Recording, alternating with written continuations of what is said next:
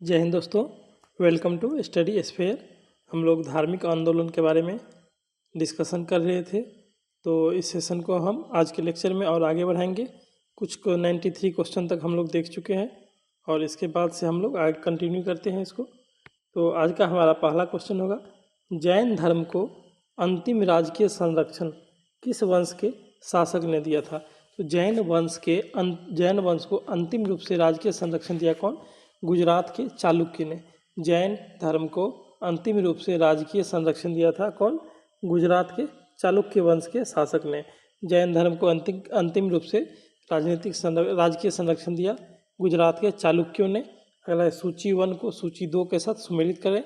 पहला है क्या? शुद्धोधन। तो शुद्धोधन है, शुद्धोधन कौन था? शुद्धोधन जो है गौतम बुद्ध के पिता थे। शुद्धोधन थे गौतम बुद्ध के पिता और महामाया गौतम बुद्ध की माता। गौतम बुद्ध के पिता का नाम था शुद्धोधन और गौतम बुद्ध के माता का नाम महामाया थी। प्रजापति गौतमी जो है गौतम बुद्ध की मौसी, और गौतम बुद्ध का पालन पोषण भी प्रजापति गौतमी ने ही किया था, तो प्रजापति गौतमी हो जाएगा गौतम बुद्ध की मौसी, और जिसे विमाता भी कहा जाता है। और गौतम बुद्ध की पत्नी का नाम यशोधरा है। गौतम बुद्ध के पत्नी का नाम क्या है? यशोधरा। और पूछा जाता है यशोधा, तो यशोधा जो है किसके? महावीर स्वामी के पत्नी का नाम यशोधा और गौतम बुद्ध के पत्नी का नाम यशोधरा। तो क्लियर हो गया। गौतम बुद्ध के पिता थे कौन? शुद्धोधन। गौतम बुद्ध के पिता थे कौन? शुद्धोधन। गौतम बुद्ध के माता का नाम महामाया और गौतम बुद्ध के मौसी थे महाप्रजापति गौतमी, और गौतम बुद्ध के पत्नी कौन? यशोधरा। गौतम बुद्ध की पत्नी का नाम यशोधरा। अगला है सूची 1 और 2 को फिर से सम्मिलित करने के लिए, जैसे चन्ना। चन्ना कौन था? चन्ना है गौतम बुद्ध का सारथी का नाम था चन्ना। गौतम बुद्ध के सारथी का क्या नाम है? चन्ना। गौतम बुद्ध के सारथी का नाम चन्ना है और गौतम बुद्ध के प्रिय घोड़ा थे कंथक। गौतम बुद्ध के घोड़ा कंथक, सारथी चन्ना। गौतम बुद्ध के घोड़ा कौन थे? कंथक और सारथी थे चन्ना। एक घोड़ा के बारे में पूछा जाता है, महाराणा प्रताप के घोड़ा का नाम, तो महाराणा प्रताप के घोड़ा का नाम है चेतक और हाथी उसका था राजा प्रसाद। अगला क्वेश्चन, अलार कलाम। अलार कलाम और रुद्रक रामपुत। तो अलार कलाम और रुद्रक रामपुत जो है गौतम बुद्ध के गुरु का नाम है। गौतम बुद्ध के गुरु थे अलार कलाम। अलार कलाम गौतम बुद्ध के पहला गुरु है और गौतम बुद्ध के गुरु है रुद्रक रामपुत, ये भी गौतम बुद्ध के गुरु के नाम से जाना जाता है। अगर निरंजना।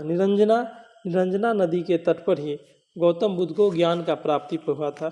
निरंजना नदी के तट पे गौतम बुद्ध को ज्ञान का प्राप्ति कहाँ हुआ था? बोध गया में। तो गौतम बुद्ध के सारथी हो जाएगा चन्ना। गौतम बुद्ध का सारथी का नाम चन्ना, घोड़ा का नाम कंथक और अलार कलाम गौतम बुद्ध के गुरु और रुद्रक रामपुत भी गौतम बुद्ध के गुरु थे। निरंजना नदी के तट पे गौतम बुद्ध को ज्ञान का प्राप्ति हुआ था। अगला क्वेश्चन, आनंद और उपाली। आनंद और उपाली जो है गौतम बुद्ध के शिष्य थे। आनंद और उपाली कौन थे? गौतम बुद्ध के शिष्य। आनंद और उपाली गौतम बुद्ध के शिष्य, जिसमें सबसे प्रिय शिष्य था आनंद। अमरपाली गौतम बुद्ध की शिष्या का नाम है अमरपाली। आनंद और उपाली गौतम बुद्ध के शिष्य हैं।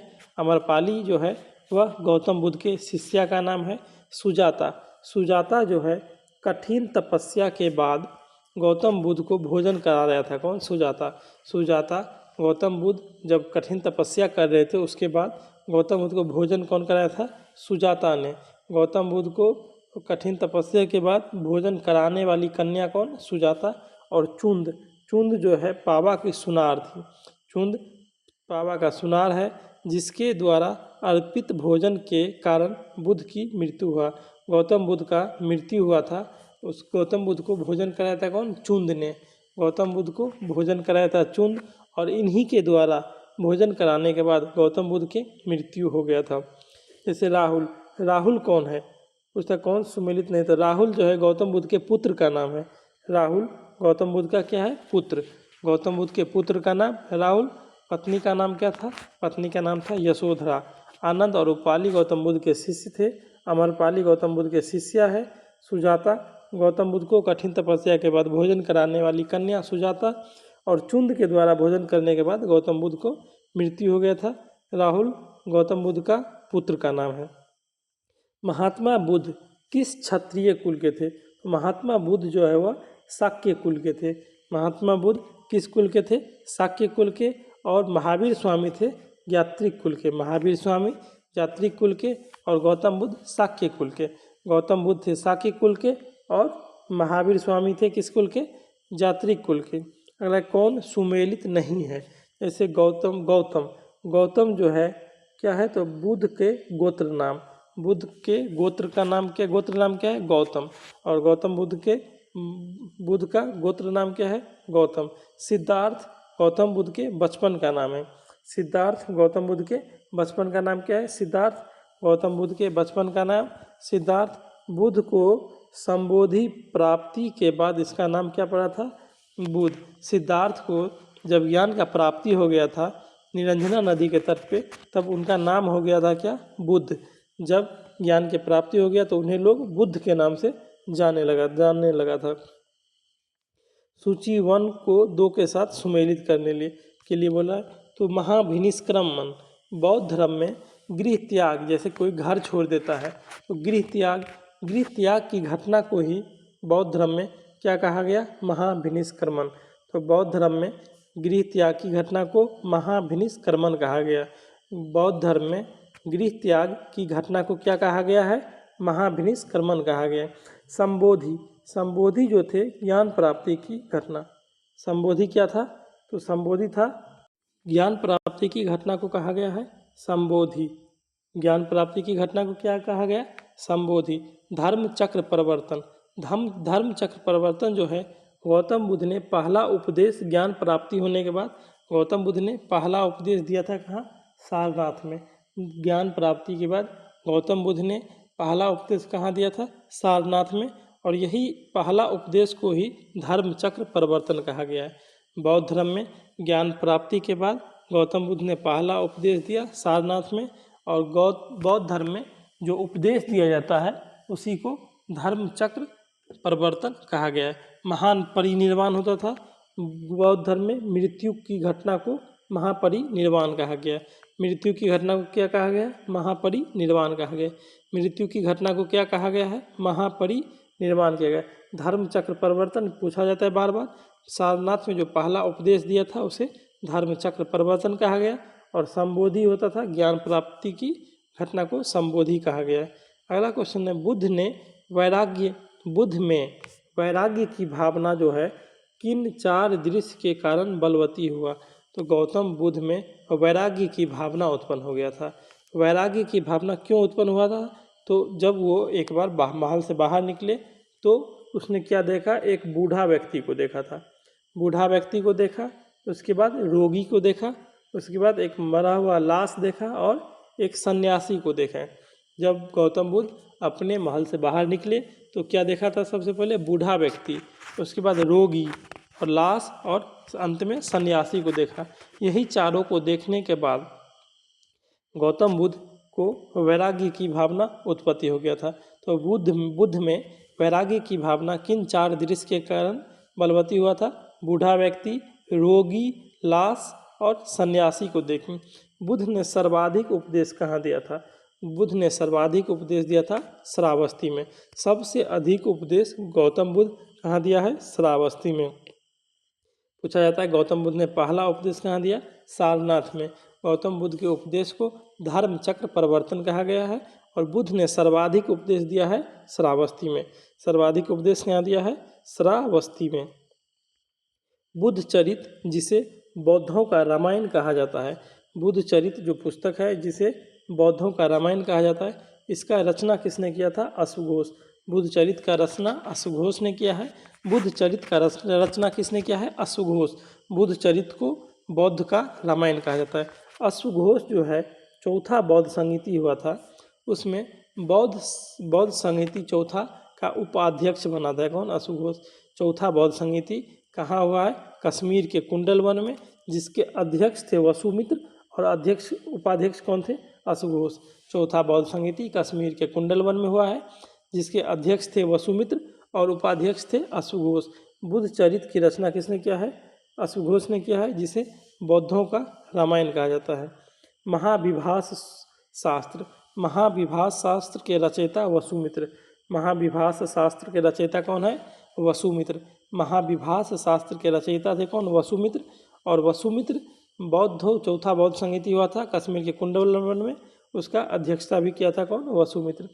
कौन सी बौद्ध रचना गीता के समान पवित्र माना जाता है? तो एक बौद्ध का रचना है कौन? धम्मपद। धम्मपद जो है वो गीता के समान पवित्र माना जाता है। कौन सी बौद्ध रचना है जो गीता के समान पवित्र माना जाता है? वो है धम्मपद। कौन सी बौद्ध रचना है जो गीता के समान पवित्र माना जाता है? वह है धम्मपद। जातक जो है, जातक, और जातक में गौतम बुद्ध के पूर्व जन्म के बारे में दिया गया है। पिटक में कितना? 3 पिटक है। सुत्त पिटक, विनय पिटक और अभिधम्म पिटक। और बुद्ध चरित्र की रचना किसने किया है? अश्व घोष ने किया है।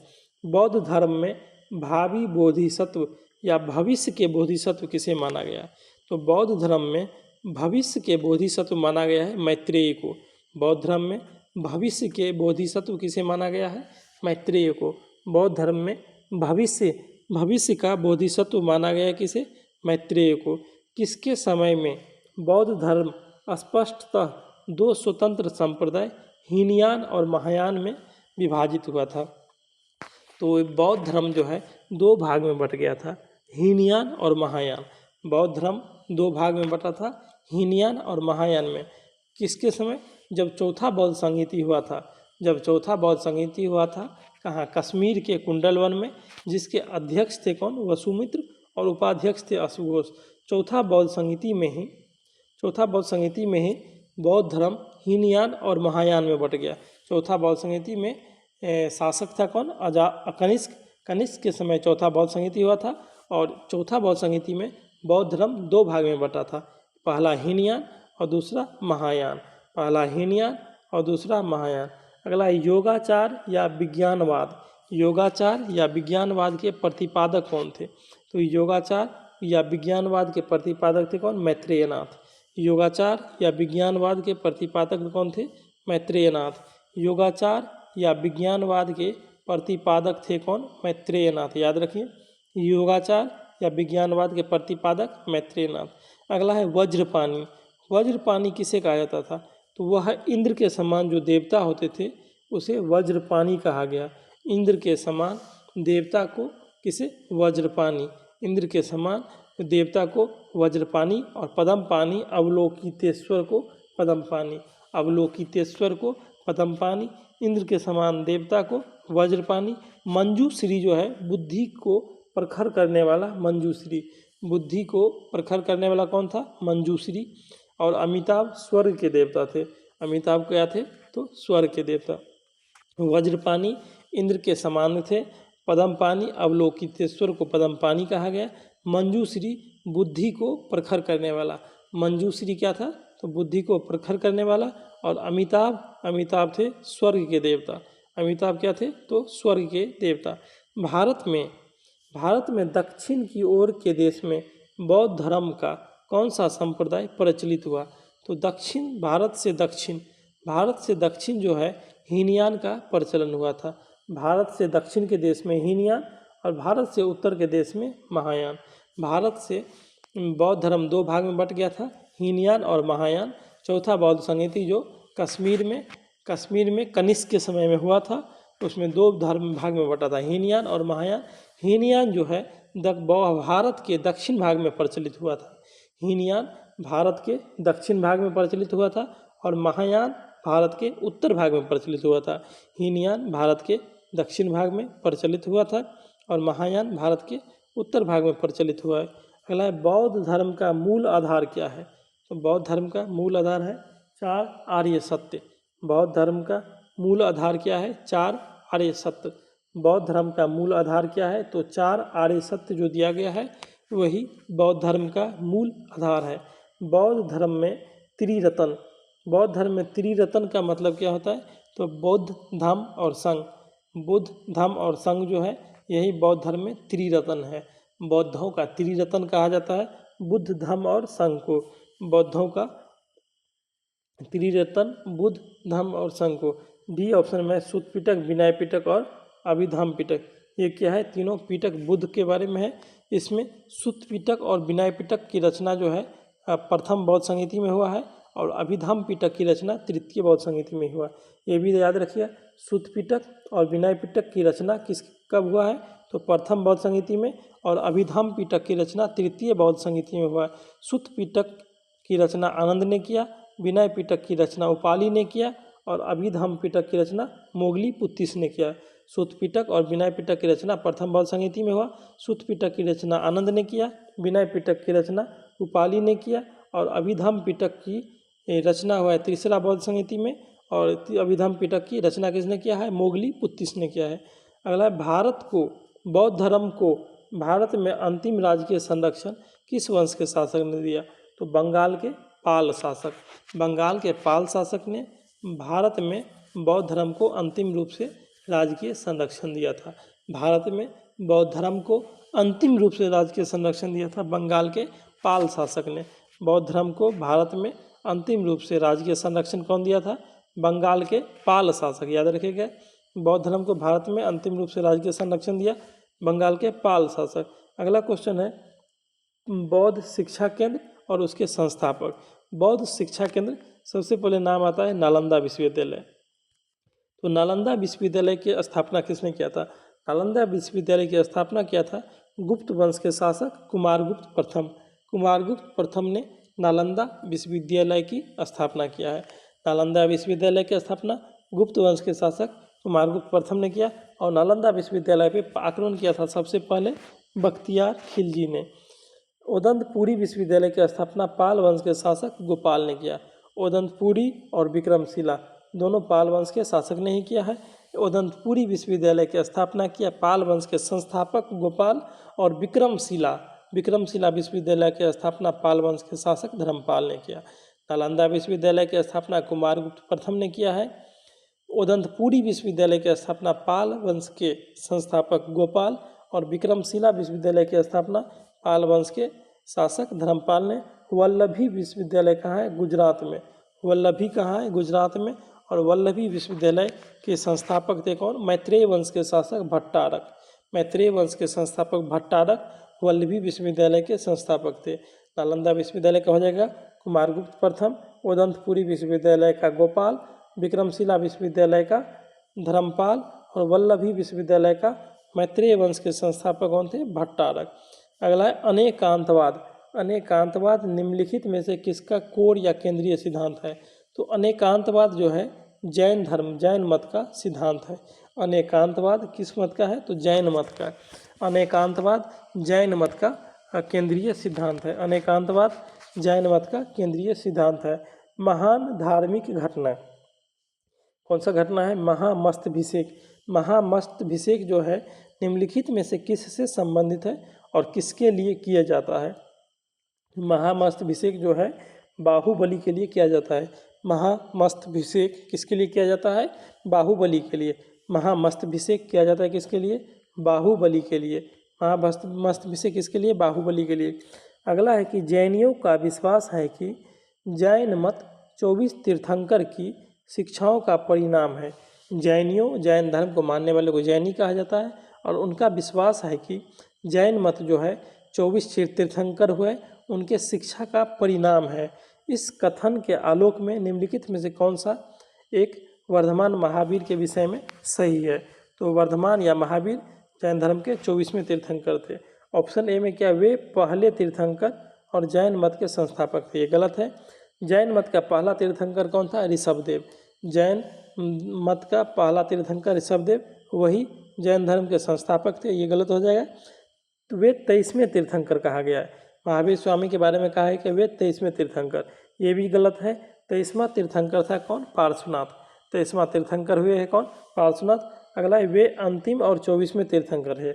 हाँ, तो महावीर स्वामी जैन धर्म के 24वां तीर्थंकर थे और वे अंतिम तीर्थंकर भी हुए जैन धर्म के, जिसे इस नए धर्म का संस्थापक नहीं माना गया बल्कि धार्मिक संप्रदाय का सुधारक माना गया। तो जैन धर्म का संस्थापक किसे माना गया है? ऋषभदेव को। ऑप्शन ये सी सही हो जाएगा। अगला है वह आद्यतम बौद्ध साहित्य जो बुद्ध के विभिन्न जन्मों की कथाओं के विषय में है। तो बुद्ध के अलग अलग जन्म जो है, जन्म की कथा किस में लिखा गया है? जातक में।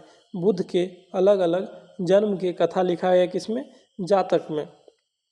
बुध के अलग अलग जन्म की कथा किसमें लिखा गया? जातक में। ऑप्शन ए में है विनय पिटक, बी में सुत पिटक, तीसरा में अभिधम पिटक। तो सुत पिटक और विनय पिटक की रचना जो है प्रथम बौद्ध संहिता में हुआ है और अभिधम पिटक की रचना हुआ है तीसरा बौद्ध संहिता में। अगला है जैन दर्शन के अनुसार सृष्टि की रचना एवं पालन पोषण। जैन धर्म के अनुसार जो है सृष्टि की रचना और पालन पोषण कैसे हुआ है? तो सार्वभौमिक सत्य से हुआ है।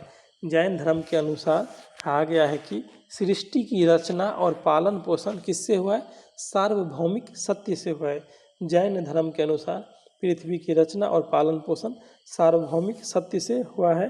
निम्नलिखित में से कौन सा बौद्ध पवित्र स्थल निरंजना नदी के तट पर स्थित है? तो निरंजना नदी के तट पे है कौन सा? बोध गया।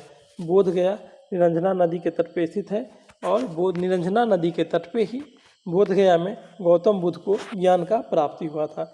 निरंजना नदी के तट पर ही कहाँ पे? बोध गया में गौतम बुद्ध को ज्ञान का प्राप्ति हुआ है। अगला है गौतम बुद्ध का गुरु। गौतम बुद्ध का गुरु कौन है? अलार कलाम। गौतम बुद्ध का गुरु अलार कलाम और रुद्रक रामपुत्र का भी नाम मिलता है। गौतम बुद्ध के पहला गुरु थे अलार कलाम और दूसरा थे रुद्रक रामपुत्र। गौतम बुद्ध का पहला गुरु कौन थे? अलार कलाम। प्राचीन भारतीय इतिहास के संदर्भ में निम्नलिखित में से कौन सा धर्म बौद्ध धर्म और जैन धर्म दोनों में समान रूप से विद्यमान था? तो कौन सा कथन दिया है कि बौद्ध धर्म और जैन धर्म दोनों में समान रूप से विद्यमान था? तो ऑप्शन ए में है तप और भोग की अति का परिहार। तप और भोग के अति का परिहार किया, ये ऑप्शन गलत है। तप और भोग की अति जो है इसका परिहार नहीं किया गया। अगला है वेद प्रमाण के प्रति अनास्था। हाँ, बौद्ध धर्म और जैन धर्म, बौद्ध धर्म और जैन धर्म जो है दोनों ने वेद को नहीं माना है। बौद्ध धर्म और जैन धर्म दोनों ने वेद प्रमाण के प्रति आस्था व्यक्त नहीं किया है, यानी वेद को का प्रमाणित होने के लिए उसने नहीं माना है, वेद के बारे में नहीं माना है। तो ऑप्शन बी सही हो जाएगा, क्योंकि वेद प्रमाण के प्रति अनास्था व्यक्त किया है। कर्म कांडों की फलवत्ता का निषेध किया है। और बौद्ध धर्म और जैन धर्म में ये भी कहा गया है कि कर्म करो फल की इच्छा नहीं करो। कर्म करो फल की इच्छा नहीं करना है। कर्म कांडों की फलवत्ता का निषेध, यानी कर्म करना है लेकिन फल की इच्छा नहीं करना है। अगला है तो ऑप्शन बी और सी दोनों सही होगा। ऑप्शन बी और सी, बी में है केवल ऑप्शन 2 3। अगला क्वेश्चन है भगवान बुद्ध की प्रतिमा कभी कभी एक हस्त मुद्रा युक्त दिखाई गई है। एक गौतम बुद्ध की प्रतिमा है जो कभी कभी कैसा दिखा है? एक हस्त मुद्रा युक्त, जिसे भूमि स्पर्श मुद्रा कहा जाता है। तो भूमि स्पर्श मुद्रा गौतम बुद्ध का एक मूर्ति है और इसका मतलब क्या हुआ है? तो जो गौतम बुद्ध की मूर्ति है भूमि स्पर्श मुद्रा, उसका मतलब क्या है? तो उसका मतलब है मार्ग पर दृष्टि रखने एवं ध्यान में विघ्न डालने से मार्ग को रोकने के लिए बुद्ध का धरती का आह्वान किया है। गौतम बुद्ध ने बुद्ध की जो मूर्ति है भूमि स्पर्श मुद्रा वाला, जिसमें एक हाथ उसका मुद्रा युक्त दिखाया गया है। इसका मतलब क्या है? तो मतलब है मार्ग पर दृष्टि रखने और अपने ध्यान में विघ्न डालने से मार्ग को रोकने के लिए बुद्ध ने किसका आह्वान किया? तो धरती का आह्वान किया है। मार्ग के प्रलोभन के बावजूद अपनी शुचिता और शुद्धता का साक्षी होने के लिए बुद्ध धरती का आह्वान किया है। अगला है सी, बुद्ध का अपने अनुयायी को स्मरण करना कि वे सभी धरती से उत्पन्न होते हैं और अंततः धरती में विलीन हो जाते हैं, अतः संक्रमणशील है, जीवन संक्रमणशील है नहीं, ये ऑप्शन नहीं है। और 2 ही ऑप्शन है, मार्ग पर दृष्टि रखने और अपने ध्यान में विघ्न डालने से मार्ग को रोकने के लिए बुद्ध ने धरती का आह्वान किया और मार्ग के प्रलोभन के बावजूद अपनी शुचिता और शुद्धता का साक्षी होने के लिए बुद्ध ने किसका आह्वान किया है? धरती का आह्वान किया है। अगला क्वेश्चन है राजगिरी, वैशाली और पाटलिपुत्र निम्नलिखित में से कौन सी एक समानता है? तो राजगिरी, पाटलिपुत्र और वैशाली जो है ये तीनों जगह पे बौद्ध संगति हुआ है। टोटल बौद्ध धर्म में 4 बौद्ध संगति हुआ है। पहला बौद्ध संगति कहाँ हुआ है? राजगीर में। दूसरा बौद्ध संगति हुआ है वैशाली में। तीसरा हुआ है कहाँ? पाटलिपुत्र में। और चौथा हुआ है कहाँ? कश्मीर के कुंडलवन में। तो ये वे स्थान थे जहाँ बौद्ध संगति टोटल बौद्ध संगति 4 हुआ है। पहला राजगीर में, दूसरा वैशाली, तीसरा पाटलिपुत्र, चौथा कश्मीर के कुंडलवन। बुद्ध ने अपने जीवन की अंतिम वर्षा ऋतु कहाँ बिताया था? गौतम बुद्ध अपने जीवन का अंतिम वर्षा ऋतु कुशीनगर में बिताया था और कुशीनगर में ही गौतम बुद्ध को महापरिनिर्वाण की भी प्राप्ति हुआ था। गौतम बुद्ध अपने जीवन का अंतिम वर्षा ऋतु कुशीनगर में बिताया है। कुशीनगर में ही गौतम बुद्ध को महापरिनिर्वाण का प्राप्ति हुआ। अगला है अशोकाराम विहार निम्नलिखित में से किस स्थान पर स्थित है? अशोकाराम विहार जो है कहाँ है? पाटलिपुत्रा में है। अशोकाराम विहार कहाँ है? पाटलिपुत्रा में है। अशोकाराम विहार कहाँ है? पाटलिपुत्रा में है। अगला क्वेश्चन है महावीर स्वामी के भिक्षुणी संघ की प्रधान कौन थी? तो महावीर स्वामी के भिक्षुणी संघ की प्रधान थी चंदना। महावीर स्वामी ने भिक्षुणी संघ की स्थापना किया था और इसका प्रधान बनाया था किसको? चंदना को। चंदना जो थी महावीर स्वामी की भिक्षुणी संघ की प्रधान थी। अगला हमारा ये टॉपिक खत्म हुआ। इसके बाद है मौर्य काल। तो मौर्य काल के बारे में हम लोग कुछ क्वेश्चन डिस्कशन करते हैं। तो इस मौर्य काल जो है 322 ईसा पूर्व से 185 ईसा पूर्व के काल को मौर्य काल कहा गया। मौर्य काल 322 ईसा पूर्व से 185 ईसा पूर्व के काल को क्या कहा गया है? मौर्य काल। क्वेश्चन है हमारा चाणक्य। पहला क्वेश्चन है चाणक्य का अन्य नाम क्या है? तो चाणक्य को विष्णुगुप्त या कौटिल्य के नाम से भी जाना जाता है। चाणक्य को विष्णुगुप्त या कौटिल्य के नाम से भी जाना गया है। चाणक्य को क्या नाम है? विष्णुगुप्त या कौटिल्य।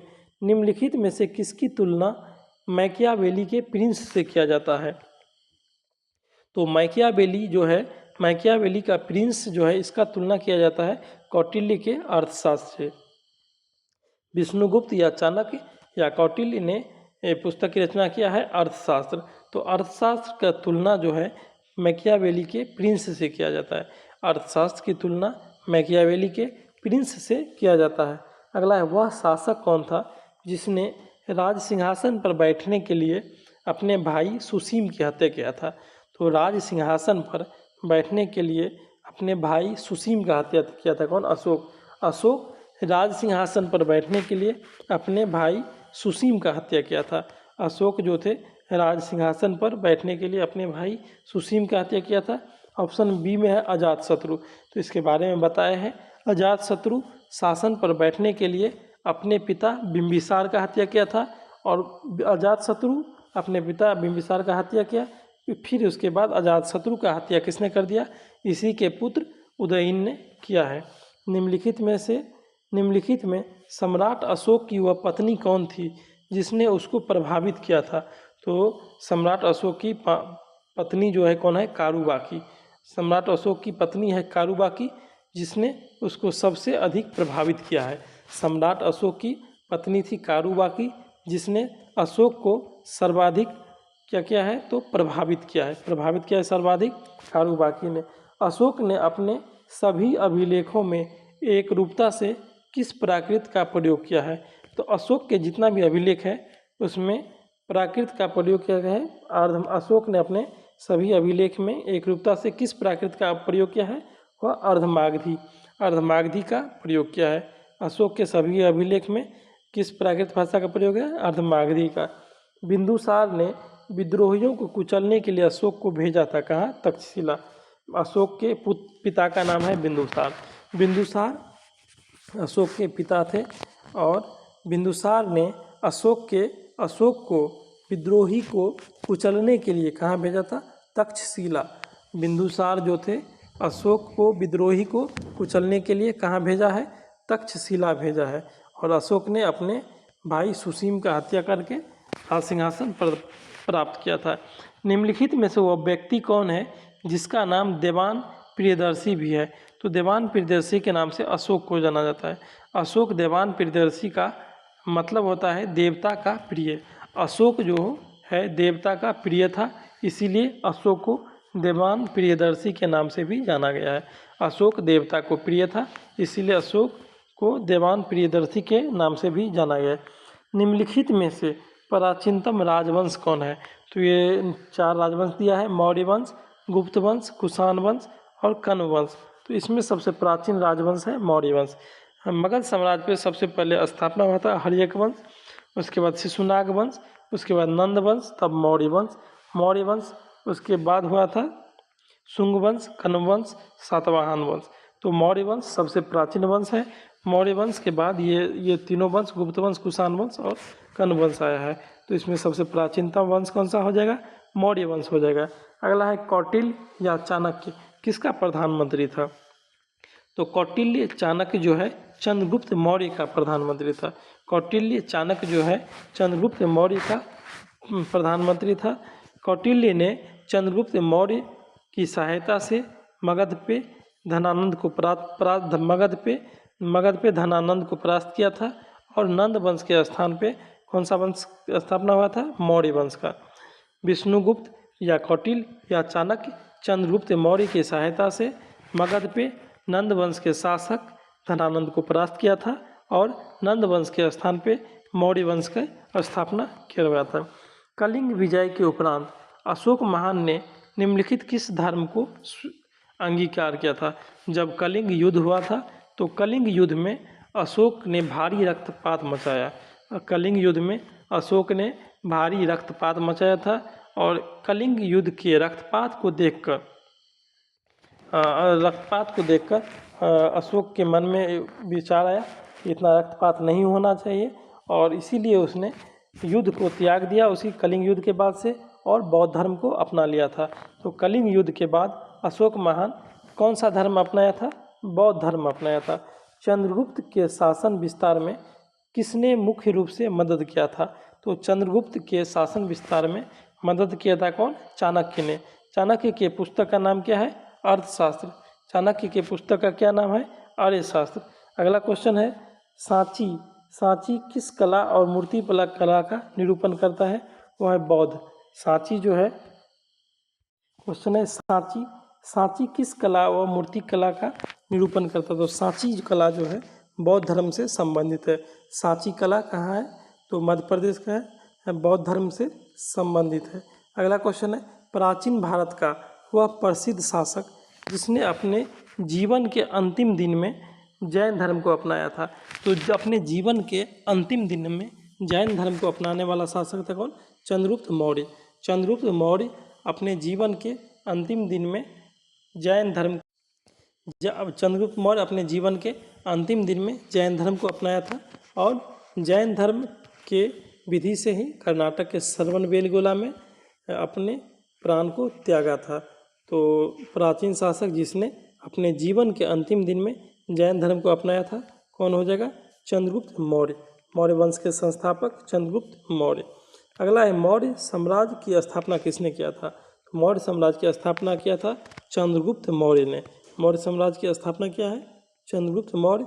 चंद्रगुप्त मौर्य के पुत्र थे बिंदुसार और बिंदुसार का पुत्र हुआ है अशोक। चंद्रगुप्त मौर्य के पुत्र का नाम है बिंदुसार और बिंदुसार के पुत्र अशोक।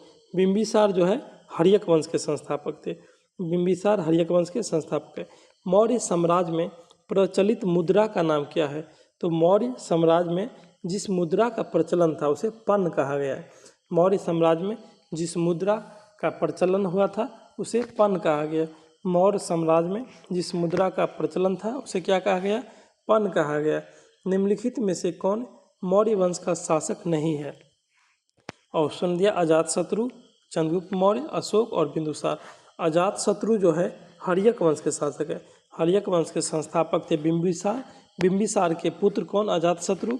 और अजातशत्रु के पुत्र हुए उदयन। तो अजातशत्रु किस वंश के हो जाएगा? हर्यक वंश के। बाकी मौर्य वंश के संस्थापक चंद्रगुप्त मौर्य।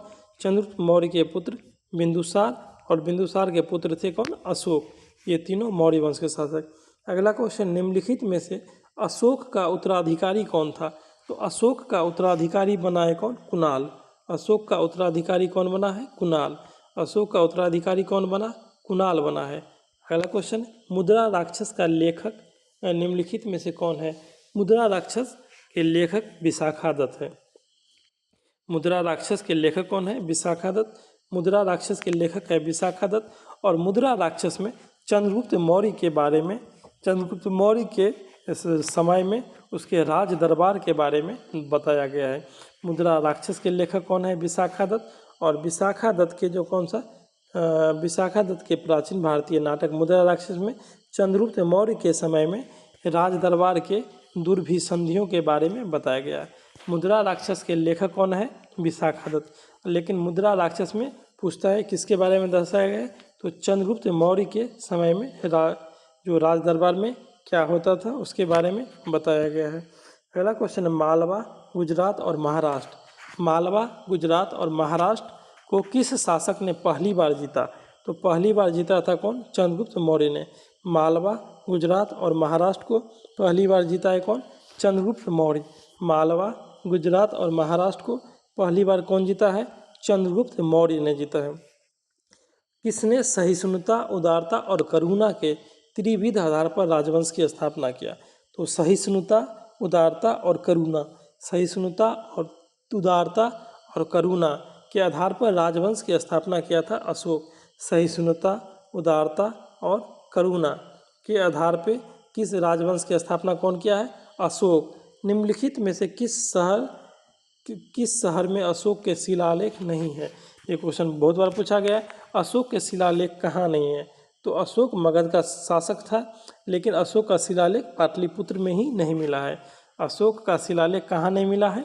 पाटलिपुत्र में नहीं मिला है। अशोक सहिष्णुता, उदारता और करुणा के आधार पर राजवंश का स्थापना किया था। अशोक का शिलालेख कहाँ नहीं मिला है? पाटलिपुत्र में नहीं मिला है।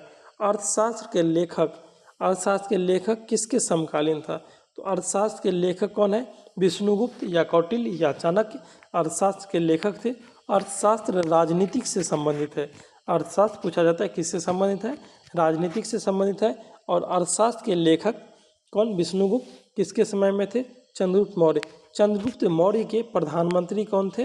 चंद्रगुप्त मौर्य के प्रधानमंत्री था चाणक्य। चाणक्य ने अर्थशास्त्र की रचना किया है। नंद वंश के पश्चात मगध पे किस राजवंश का स्थापना हुआ? तो याद रखिएगा, मगध पे स्थापना करने वाला राजवंश है कौन सा? हसीन मशूक शाह। हर्यक वंश, उसके बाद शिशुनाग वंश, उसके बाद नंद वंश। नंद वंश के बाद आया था मौर्य वंश। नंद वंश के बाद आया था मौर्य वंश। मौर्य के बाद आया कौन? शुंग वंश। शुंग के बाद आया कण्व वंश। और कण्व के बाद आया था कौन? सातवाहन वंश। तो सबसे पहले हर्यक वंश, शिशुनाग वंश, नंद वंश, मौर्य वंश, शुंग वंश, कर्णव वंश और सातवाहन वंश। ये सातों वंश है जो मगध पे शासन किया है। मौर्य काल में शिक्षा का सर्वाधिक प्रसिद्ध केंद्र क्या था? तो मौर्य काल में शिक्षा का सर्वाधिक प्रसिद्ध केंद्र था तक्षशिला। तक्षशिला कहाँ है? पाकिस्तान में है। तक्षशिला पाकिस्तान में है। तक्षशिला जो है मौर्य काल में शिक्षा का सर्वाधिक प्रसिद्ध केंद्र था। नालंदा है कहाँ? बिहार में। नालंदा विश्वविद्यालय की स्थापना कुमारगुप्त प्रथम ने किया है। अगला है मेगास्थनीज के पुस्तक का नाम। मेगास्थनीज जो है कौन सा पुस्तक लिखा है? तो मेगास्थनीज का पुस्तक है इंडिका। मेगास्थनीज का पुस्तक कौन सा है? इंडिका। मेगास्थनीज का पुस्तक कौन है? इंडिका। अर्थशास्त्र की स्थापना की पुस्तक किसने लिखा है? चाणक्य ने। अर्थशास्त्र राजनीतिक से संबंधित पुस्तक है। अब बी में क्या है? ऋग्वेद। ऋग्वेद के अध्ययनकर्ता को होत्री कहा गया है। अगला है जिसके ग्रंथ में चंद्रगुप्त मौर्य का विशिष्ट रूप से वर्णन हुआ है वह कौन है? विशाखा दत्त। विशाखा दत्त के लेखक कौन? विशाखा दत्त के मुद्रा राक्षस। विशाखा दत्त जो है मुद्रा राक्षस के लेखक कौन? विशाखा दत्त। और विशाखा दत्त के ग्रंथ में ही चंद्रगुप्त मौर्य के विशिष्ट रूप से वर्णन हुआ है। तो विशाखा दत्त ने मुद्रा राक्षस की रचना किया है। और विशाखा दत्त की जो मुद्रा राक्षस है उसमें चंद्रगुप्त मौर्य का विशिष्ट रूप से वर्णन हुआ है। अगला है वह स्रोत जिसमें पाटलिपुत्र के प्रशासन का वर्णन उपलब्ध है। तो पाटलिपुत्र का प्रशासन के बारे में कहा है? मेगास्थनीज के इंडिका में। मेगास्थनीज के पुस्तक कौन सा? इंडिका। मेगास्थनीज का पुस्तक है इंडिका। इंडिका में पाटलिपुत्र का प्रशासन कैसा था उसके बारे में बताया गया है। तो मेगास्थनीज के इंडिका में पाटलिपुत्र में किस प्रकार से शासन प्रशासन होता था उसके बारे में बताया गया है। याद रखिएगा, पाटलिपुत्र के प्रशासन का वर्णन किस में है? मेगास्थनीज का इंडिका में है। अगला है अशोक के शिलालेख। अशोक के शिलालेख में प्रयुक्त भाषा है कौन सा? तो अशोक के शिलालेख में प्राकृत भाषा का प्रयोग किया गया है। अशोक के शिलालेख में किस भाषा का प्रयोग किया गया है? प्राकृत भाषा का। अशोक के शिलालेख में किस भाषा का प्रयोग किया गया है? तो वह किया गया है प्राकृत भाषा का। अगला क्वेश्चन हमारा है, निम्नलिखित में से किस मौर्य राजा ने दक्कन की विजय प्राप्त किया था? तो दक्कन को जीतने वाला राजा कौन था? चंद्रगुप्त। चंद्रगुप्त मौर्य ने दक्कन की विजय प्राप्त किया है। चंद्रगुप्त मौर्य जो थे वह दक्कन को जीता था। तो किस मौर्य राजा, मौर्य वंश के राजा कौन थे जो दक्कन को जीता? चंद्रगुप्त ने। मेगास्थनीज ने भारतीय समाज को 7 भागों में बांटा था। मेगास्थनीज ने भारतीय समाज को कितने भाग में बांटा है? 7 भागों में बांटा है। मेगास्थनीज, सेल्यूकस निकेटर का राजदूत है कौन? मेगास्थनीज। सेल्यूकस निकेटर का राजदूत था मेगास्थनीज। और मेगास्थनीज की ही पुस्तक है इंडिका। मेगास्थनीज का पुस्तक है इंडिका। मेगास्थनीज ने भारतीय समाज को कितने भाग में बांटा है? 7 भाग में बांटा है। तो और इंडिका में ही बताए हैं पीछे, इंडिका में ही पाटलिपुत्र के प्रशासन के बारे में बताया गया है। तो मेगास्थनीज का पुस्तक है कौन? इंडिका। इसमें पाटलिपुत्र के शासन प्रशासन के बारे में बताया गया है। मेगास्थनीज भारतीय समाज को 7 भाग में बांटा है। कौटिल्य के अर्थशास्त्र में किस पहलू पर प्रकाश डाला? कौटिल्य का जो अर्थशास्त्र है वह राजनीतिक से संबंधित है। कौटिल्य का अर्थशास्त्र किससे संबंधित है? राजनीतिक से संबंधित है। अगला क्वेश्चन है, निम्नलिखित में से कौन सा क्षेत्र अशोक के साम्राज्य में सम्मिलित नहीं था? तो अशोक का शासन अफगानिस्तान में भी था, बिहार में भी था और उड़ीसा के कलिंग में भी था, लेकिन अशोक का शासन श्रीलंका में नहीं पाया गया है। तो अशोक का साम्राज्य कहाँ पे फैला हुआ नहीं था? वह श्रीलंका में नहीं था। पाटलिपुत्र को किस शासक ने सर्वप्रथम अपनी राजधानी बनाया? तो पाटलिपुत्र को सबसे पहले अपना राजधानी बनाया था। इसमें चंद्रगुप्त मौर्य, अशोक, चंद्रगुप्त विक्रमादित्य और कनिष्क, इसमें से पाटलिपुत्र को राजधानी बनाया था कौन? चंद्रगुप्त मौर्य ने। पाटलिपुत्र को सर्वप्रथम अपने राजधानी बनाया था कौन? चंद्रगुप्त मौर्य। मौर्य वंश के संस्थापक चंद्रगुप्त मौर्य ने सबसे पहले पाटलिपुत्र को अपना राजधानी बनाया था। पाटलिपुत्र में स्थित चंद्रगुप्त का महल जो है लकड़ी का बना हुआ है। पाटलिपुत्र में जो है चंद्रगुप्त का महल किसका बना हुआ है? लकड़ी का बना हुआ है। पाटलिपुत्र में स्थित चंद्रगुप्त का महल लकड़ी का बना हुआ है। बराबर की पहाड़ी, बराबर कहाँ है? जहानाबाद जिला। बराबर की गुफा का उपयोग किसने आश्रय गृह के रूप में किया है? तो बराबर की गुफा जो है जहानाबाद में है। बराबर की गुफा का उपयोग अपने आश्रय गृह मतलब रहने के लिए किया है कौन? आजीवक संप्रदाय के लोगों ने। आजीवक संप्रदाय के लोगों ने बराबर की पहाड़ी का जो गुफा है उसको अपना आश्रय के रूप में प्रयोग किया है। आजीवक संप्रदाय के संस्थापक पूछा जाता है, वह है मखली गोसाल। किस अभिलेख से यह साबित होता है कि चंद्रगुप्त का प्रभाव पश्चिम भारत तक फैला हुआ था? तो एक अभिलेख है किसका? रुद्रदामन। रुद्रदामन का जूनागढ़ अभिलेख। रुद्रदामन का जूनागढ़ अभिलेख संस्कृत भाषा में लिखा गया पहला अभिलेख है रुद्रदामन का जूनागढ़ अभिलेख। रुद्रदामन का जूनागढ़ अभिलेख जो है संस्कृत भाषा में लिखा गया पहला अभिलेख है। इसी रुद्रदामन के जूनागढ़ अभिलेख में यह पता चलता है कि चंद्रगुप्त का प्रभाव जो है पश्चिम भारत तक भी फैला हुआ था। तो चंद्रगुप्त मौर्य का प्रभाव पश्चिम भारत तक फैला हुआ था। किस में है? रुद्रदामन का जूनागढ़ अभिलेख में। केवल वह स्तंभ जिसमें अशोक ने स्वयं को मगध का सम्राट बताया। अशोक ने स्वयं को, अपने आप को मगध का सम्राट बताया है किसमें? भब्रू स्तंभ लेख में। भब्रू स्तंभ लेख में अशोक ने स्वयं को यानी अपने आप को क्या बताया कि मैं मगध का सम्राट अशोक, मैं मगध का सम्राट अशोक। किस स्तंभ में लिखा गया? भब्रू स्तंभ लेख। पूछा जाता है भब्रू स्तंभ लेख में अशोक ने स्वयं को क्या बताया कि मैं अशोक मगध का सम्राट हूँ। अगला क्वेश्चन है, सूची 1 को 2 से सुमेलित कीजिए तथा सूचियों के नीचे दिए गए कूट से सही उत्तर। जैसे चंद्रगुप्त जो है, चंद्रगुप्त को सेंड्रोकोट्टस और एंड्रोकोट्टस भी कहा जाता है। चंद्रगुप्त को सेंड्रोकोट्टस और एंड्रोकोट्टस भी कहा गया है। बिंदुसार को क्या कहा गया? अमित्रघात। बिंदुसार को अमित्रघात के नाम से जाना जाता है। बिंदुसार को अमित्रघात के नाम से जाना जाता है। अशोक देवताओं को प्रिय था, इसीलिए अशोक को देवान प्रियदर्शी कहा गया। अशोक देवताओं का प्रिय था, इसीलिए अशोक को देवान प्रियदर्शक है। और चाणक्य के बचपन का नाम क्या है? विष्णुगुप्त या कौटिल्य। चाणक्य के बचपन का नाम क्या है? चाणक्य का नाम क्या है? विष्णुगुप्त या कौटिल्य। तो क्लियर हो गया। चंद्रगुप्त जो है, चंद्रगुप्त मौर्य को सेंड्रोकोट्टस और एंड्रोकोट्टस कहा जाता है। बिंदुसार को अमित्रघात कहा गया है। अमित्रघात किसे कहा गया है? बिंदुसार को। अमित्रघात कहा गया है किसे? बिंदुसार को। अशोक देवताओं का प्रिय था, जिसके कारण इसे देवान प्रियदर्शी कहा गया। और चाणक्य का ही नाम है क्या? विष्णु। प्रथम भारतीय साम्राज्य स्थापित किया गया। पहला भारतीय साम्राज्य चंद्रगुप्त मौर्य द्वारा स्थापित किया गया था। पहला भारतीय साम्राज्य किसने स्थापित किया? चंद्रगुप्त मौर्य ने। पहला भारतीय साम्राज्य किसने स्थापित किया है? चंद्रगुप्त मौर्य ने। उत्तरांचल में अशोक का एक शिलालेख है। उत्तराखंड या उत्तरांचल जो है, वहाँ पे अशोक का एक शिलालेख मिलता है। कहाँ? तो उत्तराखंड के कालसी में। उत्तराखंड के कालसी में अशोक का एक वो अभी शिलालेख है। पूछा जाता है कालसी शिलालेख कहाँ है? उत्तराखंड में। कालसी अशोक का शिलालेख कहाँ है? तो उत्तराखंड में है। सांची का स्तूप किसने बनवाया है? सांची का स्तूप बनाया है अशोक ने। सांची का स्तूप किसने बनवाया है? वो हो जाएगा अशोक। सांची का स्तूप जो है किसने बनवाया है? वो हो जाएगा आंसर क्या? अशोक। तो सांची का स्तूप किसने बनवाया? अशोक ने। अशोक के शिलालेख को पढ़ने वाला पहला अंग्रेज कौन था?